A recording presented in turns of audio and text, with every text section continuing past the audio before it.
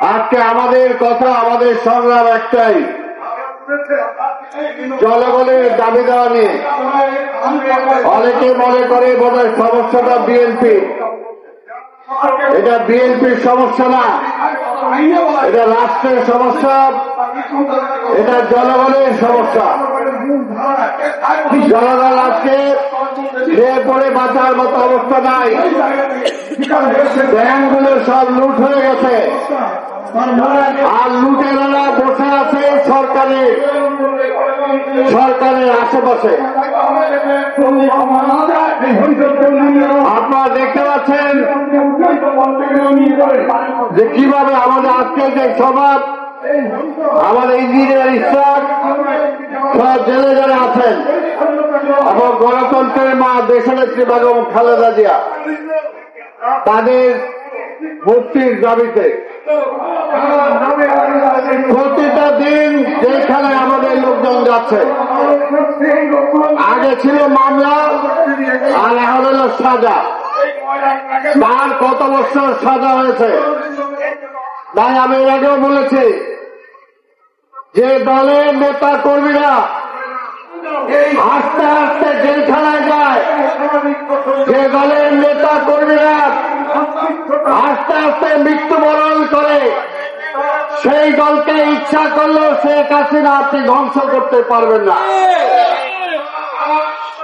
কারণ আমরা জনগণের কথা বলি, জনগণের জন্য রাজনীতি করি, বিএনপির ক্ষমতায় যাওয়ার জন্য রাজনীতি না।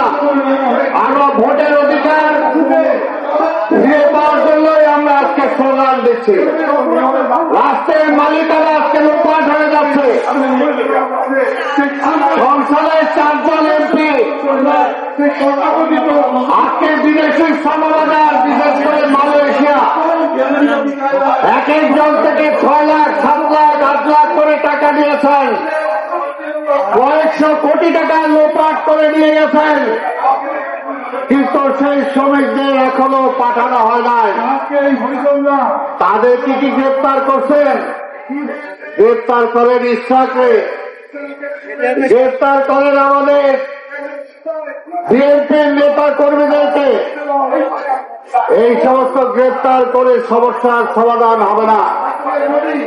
তাই ভাই আমার, আজকের এই সময়ে আপনাদের সামনে বলতে চাই, যেহেতু দাবি আপনার, আমাদের আছে, আপনারা আজকে সবাই মিলে জনগণের সরকার প্রতিষ্ঠা করতে না পারলে, এই সরকারকে ক্ষমতা থেকে নামাতে না পারলে এই ব্যাংক ডাকাতি বন্ধ হবে না।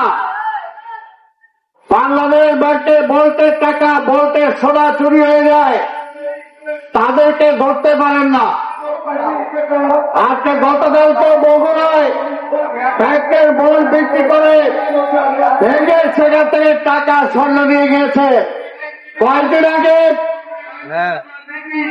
পার্বত্য চট্টগ্রামে ব্যাংক লুট হয়েছে, তাদেরকে ধরতে পারেন না। কয়েকদিন আগে মতিঝিলে প্রকাশ্যে অস্ত্র নিয়ে একজন আরেকজনকে দৌড়িয়ে বেরিয়েছে, গুলি করেছে, তাদেরকে ধরতে পারেন না। যে পুলিশের আইজি বেড়ে আজকের এই দেশে হত্যা সন্ত্রাসের রাজত্ব কায়েমের পক্ষে কাজ করেছে, সেই বৈরোধীকে ধরতে পারেন না।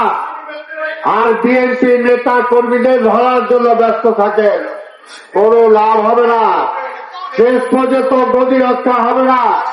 ইনশাল্লাহ এই দেশের জনগণ আবার রাস্তায় নেমে আসবে জনগণের মুক্তির দাবিতে, এবং সেই আন্দোলনের নেতৃত্ব দেবে আমাদের নেতা দেশনায়ক তারেক রহমান। তার নেতৃত্বে এই চলমান আন্দোলনে আমরা সফল হবই। দেশনেত্রী বেগম খালেদা জিয়া সহ, ইসহাক সহ সবাই বের হয়ে আসবে। সেই দিনের অপেক্ষায় আসুন আমরা বৃহত্তর আন্দোলনে অংশগ্রহণ করার শপথ গ্রহণ করি। আপনাদের সবাইকে ধন্যবাদ।